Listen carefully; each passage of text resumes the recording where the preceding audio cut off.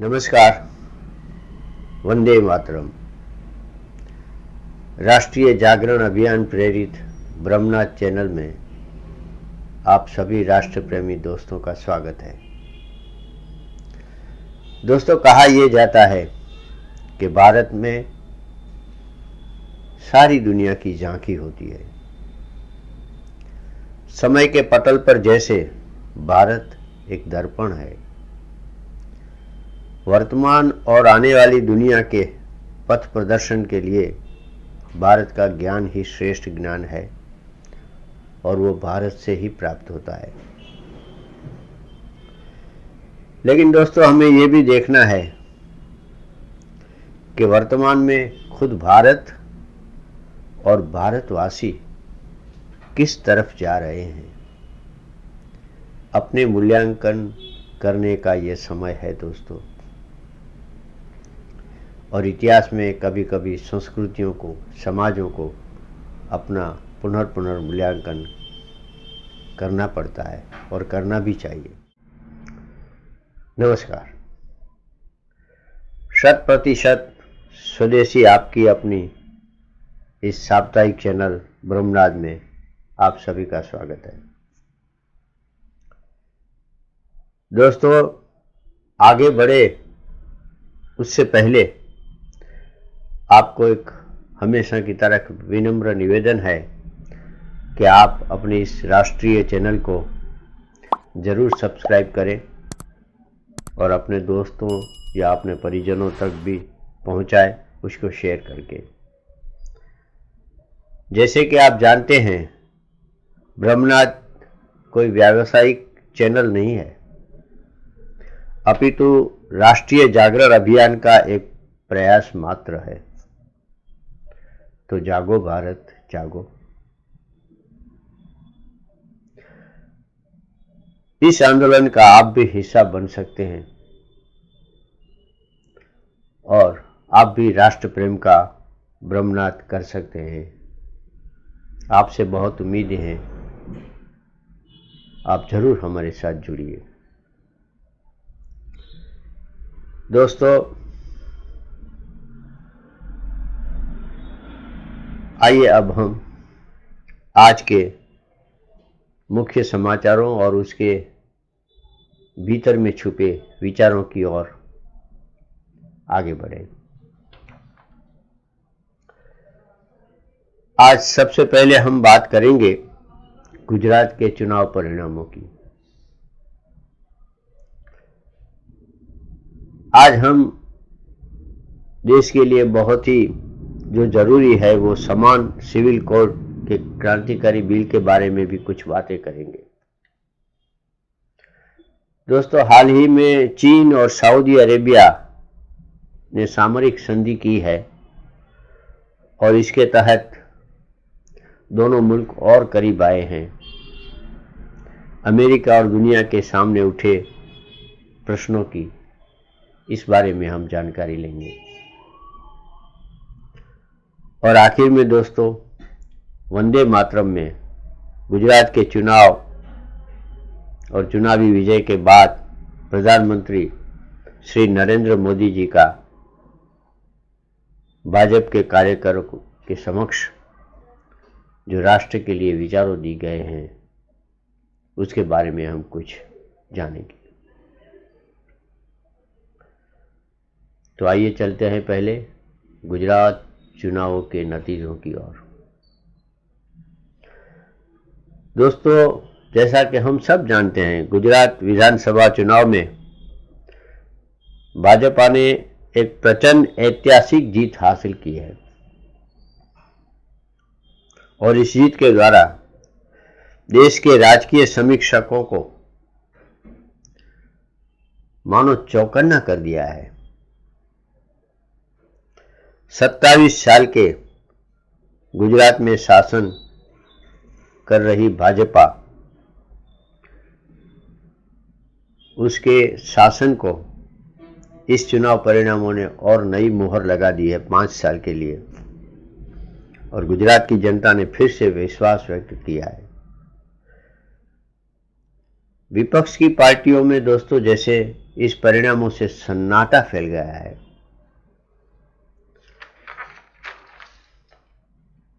श्री नरेंद्र मोदी जी के विचारों और आदर्शों का गुजरात की जनता ने प्रचंड समर्थन किया है। राष्ट्र के लिए कड़े कदम उठाने के लिए एक तरह से उनका मार्ग गुजरात की जनता ने प्रशस्त किया है। दोस्तों, इस चुनाव परिणामों के कई आश्चर्यजनक परिणाम निकलेंगे।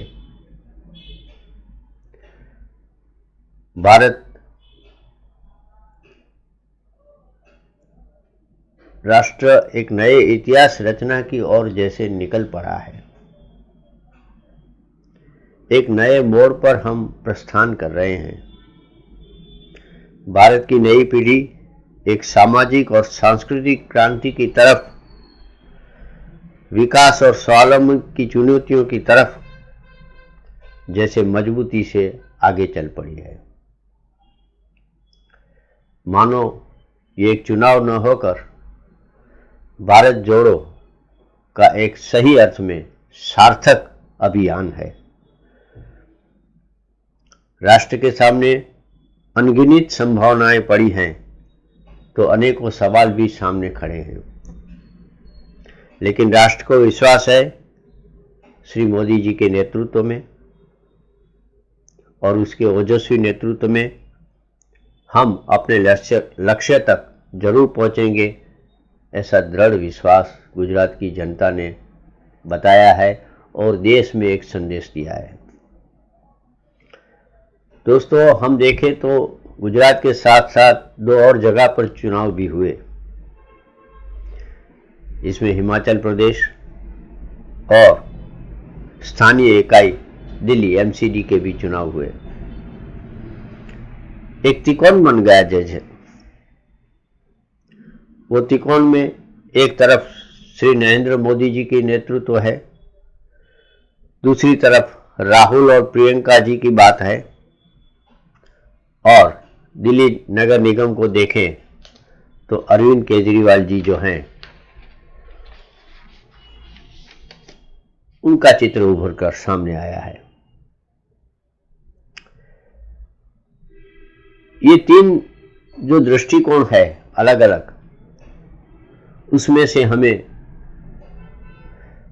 सही जवाब तक पहुंचना होगा। ये हमारे आदर्शों और विश्वसनीयता और राष्ट्र प्रेम की परीक्षा है कि हम किस राह को चुनते हैं। एक के पास बिन सांप्रदायिक का नारा है राहुल और प्रियंका जी के साथ, केजरीवाल के पास रेवड़िया कल्चर है और श्री नरेंद्र मोदी जी के पास यथार्थ राष्ट्रीय नीति है। आगे चलकर हमें फिर से दृढ़ राष्ट्रीय नीति पर मुहर लगानी है, यह हमें याद रखना है। गुजरात की धरती राष्ट्रीय चरित्र की धरती है। महात्मा गांधी, वल्लभ भाई पटेल जैसे दिग्गजों ने इस धरती के आदर्शों को सींचा है। गुजरात हमेशा उदात्त राष्ट्रीय चेतना के साथ खड़ा रहा है। अतः 2024 का आने वाला चुनाव इन्हीं आदर्शों पर लड़ा जाएगा, उसमें कोई शक नहीं है। यही देश की राजनीति में एक आमूल बदलाव ला देगा और 2024 के बाद देश का राजनीतिक नक्शा बिल्कुल बदल जाएगा। तुष्टीकरण, परिवारवादी और रेवड़िया कल्चर का व्यापार करती भ्रष्ट और स्वकेंद्रित नेतागिरी का विलय बिल्कुल नजदीक दिखाई दे रहा है। गुजरात चुनाव परिणामों के भीतर से यही ब्रह्मनाद प्रकट हो रहा है। दोस्तों, कई लोग गुजरात से अब ईर्ष्या करने लगे हैं और ये राजनीतिक ईर्ष्या ही नहीं है, ये देश के हितों की तरफ भी एक उपेक्षा वृत्ति है और नकारात्मक वलन है। कई बुद्धिजीवी बता रहे हैं कि भारत देश गुजरात की कॉलोनी यानी कि उपनिवेश बन गया है, गुजरात राज कर रहा है और गुजरात राज करते करते देश को लूट रहा है, ऐसी भी बातें वो कह रहे हैं। ऐसी बात सोच अब चलाई जा रही है बुद्धिजीवियों के द्वारा, उनके सोशल मीडिया के जो भी सोर्स है उसके द्वारा ये विचार को आगे बढ़ाया जाता है कि गुजरात पूरे देश को एक उपनिवेश बना देगा। वामपंथी इसमें ज़्यादा सक्रिय है। वामपंथी एक्टिविस्ट, वामपंथी बुद्धिजीवी और बिन सांप्रदायिकता के जो ठेकेदार हैं वो गुजरात के बारे में बहुत कुप्रचार करने लग गए हैं। दोस्तों, आप जहां भी हैं आपको इससे जागरूक रहना पड़ेगा और जहां संभव हो सके ऐसे कुप्रचार को सामना करके आपको सही बातें लोगों तक पहुंचानी होगी। ब्रह्मनाथ की यही कोशिश है। प्रदेशवादी नेतागिरी करते लोग अब बेचैन है। या नात जात के संगठन और जातिवाद के संगठन पर भारत की महान लोकशाही को लज्जित करने वाले और संकीर्णतावादी लोगों और पार्टियों से भारतीय जनता अब उब चुकी है। नरेंद्र मोदी का सूर्य उन सबको प्रकाश दे रहा है। देश के पटल पर राष्ट्रीय सांस्कृतिक चेतना को लेकर एक महानायक का जन्म हो चुका है, ऐसा लगता है। गुजरात का प्रचंड जनादेश नई सोच और नई राजकीय समीकरण के आंदोलनों को और ज्यादा आंदोलित करेगा और उभरता हुआ भारत एक नई सोच की तरफ चल निकलेगा। गुजरात के चुनाव में प्रधानमंत्री श्री नरेंद्र मोदी पर कई नकारात्मक टिप्पणियां की गई। जबकि वो राम भक्त है, उनको रावण कहा गया। लेकिन मोदी जी ने शांति, धैर्य और निष्ठा का प्रदर्शन करके गुजरात की अस्मिता एवं नैतिक मूल्यों को उजागर कर दिया। प्रचंड जनादेश ने हमें ललकारा है दोस्तों, चलो एक नए भारत का निर्माण करें। ये अर्ची मार्ग है, ये उजाले का मार्ग है। उजाले के मार्ग पर हमें गर्व से आगे चलना है। जागो भारत जागो। गुजरात के सारे सूत्रधारों को ब्रह्मनाथ का इस विजय के लिए बहुत बहुत अभिनंदन। दोस्तों, संदेश ये जाता है कि 2024 तक विपक्ष को अपनी लोकतंत्र विरोधी और राष्ट्र विरोधी विचारधारा को या तो बदलना पड़ेगा या तो जनता उसको बदल देगी। अन्यथा 2024 में उठने वाली आंधी में विपक्ष तिनके की तरह उखड़ जाएगा। ये दीवारों पर लिखा हुआ सत्य है। अगर भारत जोड़ो यात्रा के दरमियान हम पढ़ सके तो ये बहुत ही एक अच्छी बात होगी। दोस्तों, अब हम चलते हैं इस राष्ट्र को जो एक बहुत ही बड़ा मुद्दा झकझोर रहा है इतने सालों के बाद, और वो है समान सिविल कोड लागू करने की बात। जैसा कि हमने देखा, गुजरात सरकार ने तो एक कमेटी बना दी है और गुजरात सरकार ने ये उद्घोष भी किया है कि वो इस कमेटी के जो सुझाव है उस पर बहुत जल्दी से अमल करेगी। हम आशा रखें कि नई सरकार गुजरात में जल्दी से समान सिविल कोड लागू कर दे। दरमियान में संसद में चालू अधिवेशन में, इस शीतकालीन अधिवेशन में भाजपा के संसद सदस्य श्री मीणा जी ने एक बिल अपनी तरफ से पेश किया है, सिविल समाज कोड लाने की मांग करता हुआ। वास्तव में यह बिल देश की सामाजिक स्थिति बदलने के लिए एक क्रांतिकारी बिल साबित होगा। भाजपा ने अपने चुनावी घोषणा पत्र में देश के लिए समान सिविल कोड लागू करने का वचन दिया था। ये उसी की तरफ एक बढ़ता हुआ कदम है। जैसे कश्मीर में कलम 370 के बदलने से भारत से कश्मीर को अलग कर रही सारी संविधानात्मक परिस्थितियां बदल गई, वैसे ही हमारे संविधान में ऐसा प्रावधान किया गया था जिनसे भारत के अलग अलग धर्म जाति के लिए विशेष प्रबंध किए गए थे। दोस्तों, इससे भारत आज़ादी के बाद भी जातियों, उपजातियों, पेटा जातियों, सवर्ण, दलित, ओबीसी आदि वर्गों में बढ़ता गया। खास करके भारत के अल्पसंख्यक वर्ग की एक मान्यता ऐसी हो गई थी कि वो अपने यहाँ जो धर्म की कानून है, जो शरीयत कानून है, उसके अनुसार ही भारत में रहेंगे। और शुरुआत की सरकारों ने संविधान में सारी कलमें ऐसी रखी जिनसे दुविधाएं पैदा हो गई। तो संसद में यह बिल पेश होते ही वामपंथी, कांग्रेस और अल्पसंख्यक समुदाय के रूढ़िचुस्त वर्गों में एक बहुत बड़ी बेचैनी फैल गई है। देश में रहने वाले प्रत्येक नागरिक के लिए एक समान कानून होने के कारण, एक देश एक कानून के कारण देश की सामाजिक स्थिति में जो असंतुलन अभी तक हो चुका था वो दूर हो जाएगा और एक नया देश, एक देश एक कानून, एक संविधान, उसके तहत नए भारत का जन्म होगा। अल्पसंख्यक वर्ग के लिए शरिया कानून, उसके लिए विवाह का प्रावधान करता था, तलाक का प्रावधान करता था, एडॉप्शन का आदि आदि। उससे उनको एक प्रिविलेज मिलता था, एक विशेषाधिकार मिलता था कि भारत के सिविल कानून, क्रिमिनल कानून सबको लागू पड़ते हैं, लेकिन सिविल कानून में जातिगत जो फेरफार है वो अमल में था। तो भारत में शरीयत के ये कानून अब समान सिविल कोड आने से एक पुरानी बात हो जाएगी।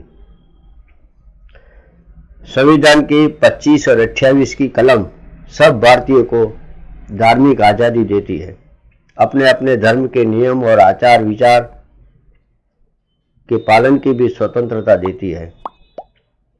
जबकि संविधान की 44 कलम में भारतीय राज्यों को डायरेक्टिव प्रिंसिपल और सबके लिए एक समान कानूनी व्यवस्था करने का प्रावधान भी दिया गया है। जबकि राष्ट्रीय नीति यह बिल पास होने के बाद स्पष्ट हो जाएगी और सबके लिए बराबर का कानून हो जाएगा, जिसकी मांग भारत के हर कोने में से, जनता के हर वर्ग से हमेशा उठाई जा रही है। दोस्तों, असल में ब्रिटिश राज के दौरान हिंदू, मुस्लिम, सिख, क्रिश्चियन आदि को अलग अलग रखा गया था। उसके मतदान केंद्र भी अलग थे जब प्रोविंशियल मतदान होता था तब, और उसकी पहचान भी, आइडेंटिटी भी अलग रखी गई थी ताकि भारत में कभी कोई एकता हो ही ना। वास्तव में पहले हिंदू कोड बिल पास किया गया था, लेकिन उसमें से क्रिश्चियन, ज्यूस, मुस्लिम और पारसी समुदाय को अलग रखा गया था। समय की मांग हमेशा रही कि सबके लिए एक समान सिविल कोड हो ताकि देश में सब कानून सबके लिए एक बराबर के हो। समय की मांग और देश की एकता के लिए एक देश एक कानून क्रांतिकारी रहेगा और अब ये संसद में पेश किया गया है। देखें किस सूरत में संसद उसको लेती है। अगर वो पास हो जाता है और कानून बन जाता है तो भारत एक नए युग में प्रवेश करेगा। दोस्तों, अब बात करते हैं चाइना और सऊदी अरेबिया के रिलेशंस की। ये बात हम इसलिए कर रहे हैं कि उनके बीच में बढ़ती दोस्ती और सामरिक जो उसके अभी उन्होंने करार किए अपने दोनों देशों के बीच, वो भारत के लिए एक बहुत ही ध्यान रखने की बात है, क्योंकि चीन में यूगर मुस्लिमों का बहुत शोषण हो रहा है, उसका जिनोसाइड हो रहा है। फिर भी सऊदी अरेबिया जो मुस्लिम अग्रणी देश है, जहां पर मक्का मदीना है, वो चीन के लिए रेड कारपेट बिछा रहा है। ये बात बहुत समझ में नहीं आती है और मुस्लिम कंट्रीज भी इस पर चुप बैठे हैं। दोस्तों, अभी पिछले गुरुवार को रियाद में सऊदी अरब और चीन के दरमियान एक करार हुआ, जिसमें एक दूसरे के साथ मजबूत सामरिक यानी कि स्ट्रेटेजिकल दोस्ती की शपथ ली गई और करार हुआ। चीन के प्रमुख जी जिनपिंग और सऊदी अरब के शासकों ने साथ मिलकर इस मैत्री की घोषणा की है।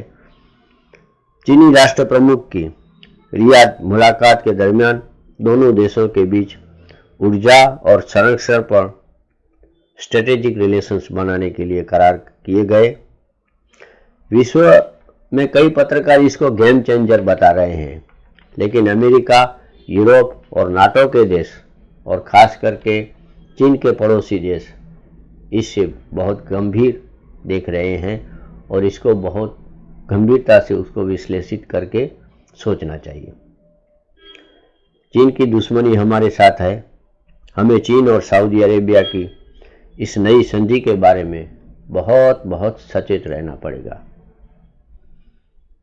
दोस्तों, आज तो इतना ही।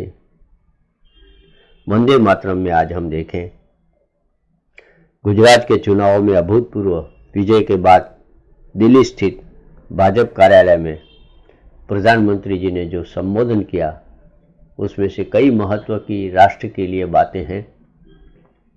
कई बातें ऐसी है जिसमें आने वाले भविष्य में वो क्या करने जा रहे हैं उसका नक्शा दिया गया है,